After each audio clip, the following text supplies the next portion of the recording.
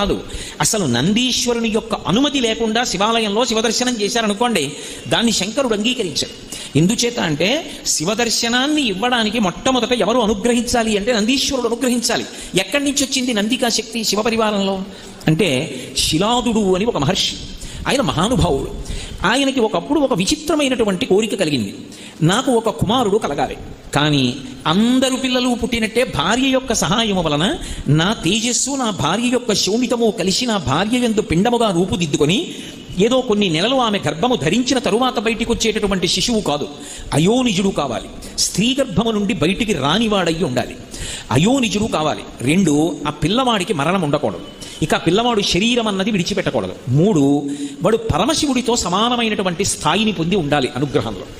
వాడు ఆజ్ఞాపించడంలో కానీ అనుగ్రహించడంలో కానీ రూపంలో కానీ ముమ్మూర్తుల శంకరుడు ఎలా ఉంటాడో అలా ఉండాలి. నాకు అటువంటి కొడుకు కావాలి.